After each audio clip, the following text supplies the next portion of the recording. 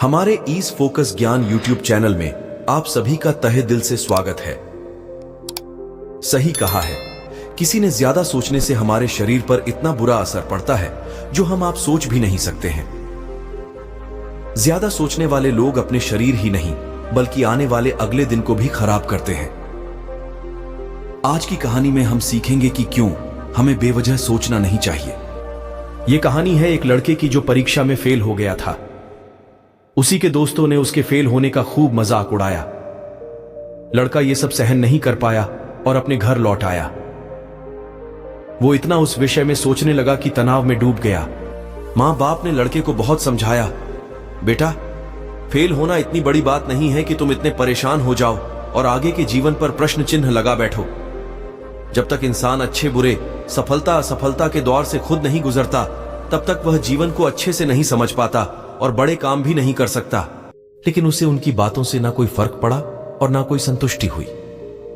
अशांति और निराशा में डूबा वह लड़का एक रात खुद को हानि पहुंचाने के इरादे से चल दिया। रास्ते चलते चलते उसे एक बौद्ध मठ दिखाई दिया। वहां से कुछ आवाजें आ रही थी। लड़का उत्सुकतावश मठ के अंदर प्रवेश कर गया। मठ में एक भिक्षुक कह रहा था, बहता पानी मैला, दूषित क्यों नहीं होता? क्योंकि वह बहता है। उसके मार्ग में आने वाली बाधाएं उसे क्यों नहीं रोक पाती? क्योंकि वह बहता रहता है। पानी की एक बूंद झरने से नदी, नदी से महानदी और फिर समुद्र कैसे बन जाता है? क्योंकि वह बहता है। इन शब्दों को सुनकर लड़के के मन में नई हिम्मत जगी। उसने मन में यह ठान लिया कि उसे भी बहते जल की तरह बनना है। इसी सोच के साथ वह घर की ओर मुड़ गया। अगले दिन वह बिल्कुल बदल गया। उसमें जैसी नई ऊर्जा आ गई। उस दिन के बाद कोई भी मजाक या बाधा उसे आगे बढ़ने से नहीं रोक पाई। बाद में वह वियतनाम के राष्ट्रनायक हो ची मिन्ह के नाम से जाना गया। इसीलिए मेरे दोस्तों, आप भी कभी रुको मत, बहते रहो। कुछ असफलताएं आती हैं पर तुम उनसे घबराओ मत। उन्हें लांघकर मेहनत करते चलो, उनका सामना करो, उनसे सीखो और आगे बढ़ो। बहना और चलना ही जीवन है।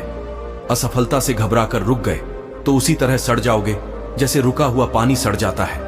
असफलता ही सफलता की सीढ़ी है। कभी हिम्मत न हारें, हमेशा आगे बढ़ते रहें। याद रखना मेरे दोस्त, हार हमेशा एक नया सीख देकर जाती है। लेकिन जो लोग हार से लड़ना सीख जाते हैं उसके जीवन में एक सूर्य का किरण जीत लेकर आती है। हमें आशा है कि यह कहानी आपको पसंद आ रही होगी, तो प्लीज चैनल को सब्सक्राइब कर लें। चलिए एक और कहानी की तरफ बढ़ते हैं। बहुत समय पहले की बात है। एक आदमी बुद्ध के आगे हाथ जोड़ता है और कहता है, महात्मा जी, अपने जीवन से बिल्कुल निराश हो चुका हूं। मेरे जीवन में कोई भी खुशी है ही नहीं। जो सोचता हूं वह कभी होता ही नहीं। पढ़ाई कर रहा था तब सोचता था कि अच्छे से पढ़ाई करूंगा तो अच्छी नौकरी मिलेगी और ज्यादा पैसे कमाकर मां बाप के लिए एक घोड़ा गाड़ी खरीद लूंगा और अपने पत्नी और बच्चों को परवरिश कराऊंगा। लेकिन अच्छे से पढ़ लिख कर भी नौकरी मिली तो सही, लेकिन इतने पैसे नहीं मिलते जिनसे यह सारी इच्छाएं पूरी कर सकूं। जैसे तैसे सिर्फ खाने पीने का इंतजाम हो पाता है। काम पर जाना और घर आना, बस यही मेरी जिंदगी बन चुकी है। आदमी की बातें सुनकर बुद्ध उसको पास के एक बगीचे के नजदीक लेकर गए। बुद्ध ने उस आदमी से कहा कि मैं तुम्हारी सारी समस्याओं का हल बता दूंगा, लेकिन उसके लिए तुम्हें मेरा एक कहा मानना होगा।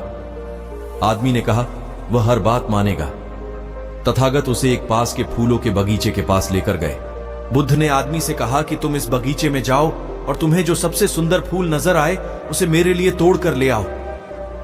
बस एक बात ध्यान में रखना कि तुमको बिल्कुल सीधे चलते हुए फूलों को देखना है और जो फूल सुंदर लगे उसे चुनकर लाना है। एक बार जिस फूल के आगे तुम निकल गए उसे तुम पीछे मुड़कर नहीं तोड़ सकते। आदमी बुद्ध की बात ध्यान से समझने के बाद बगीचे में गया।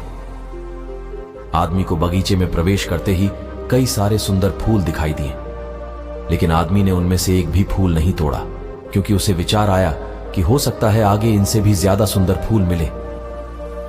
अधिक सुंदर फूल की आशा में आदमी बगीचे के अंतिम छोर तक पहुंच गया। अब हालत यह थी कि बगीचे के अंतिम छोर पर कुछ फूल तो थे, लेकिन सारे सूखे हुए थे। आदमी को काफी पछतावा हुआ कि उसने पहले ही कोई सुंदर फूल क्यों नहीं तोड़ लिया। उस आदमी के पास अब सूखे हुए फूल में से फूल तोड़ने के अलावा कोई रास्ता नहीं बचा था। उसने एक सूखा फूल तोड़ा और बुद्ध के पास वापस लौटा। बुद्ध ने सूखे हुए फूल को देखकर उस आदमी से पूछा, बगीचे में इतने सारे सुंदर फूलों में फिर तुम यह सूखा हुआ फूल क्यों तोड़कर लाए? आदमी ने कहा, इस विचार से कि आगे और अधिक सुंदर फूल मिलेगा। मैंने सभी सुंदर फूलों को पीछे छोड़ दिया, इसलिए मुझे अंत में यह सूखा हुआ फूल तोड़कर लाना पड़ा। महात्मा बुद्ध ने कहा कि यही समस्या तुम्हारी भी है। यह बगीचा तुम्हारा जीवन है और इसमें वह सभी तरह के फूल, छोटी मोटी खुशियां हैं। तुमने ज्यादा बड़ी खुशी की आशा में इन सभी छोटी छोटी खुशियों को पीछे छोड़ दिया है। घोड़ा गाड़ी पाकर शायद तुम्हारे माता पिता इतने खुश ना हो जितना तुम उनके पास बैठकर उनसे बातें करोगे, उनकी सेवा करोगे तब होंगे। किसी बड़े पर्यटन स्थल पर जाकर तुम्हारे बीवी बच्चे खुश हो सकते हैं, लेकिन उससे भी ज्यादा खुश वो तब होंगे जब तुम उनके साथ समय बिताओगे, उनसे प्यारी बातें करोगे, उनके साथ खेलोगे, उनके साथ अपने मन की बातें साझा करोगे।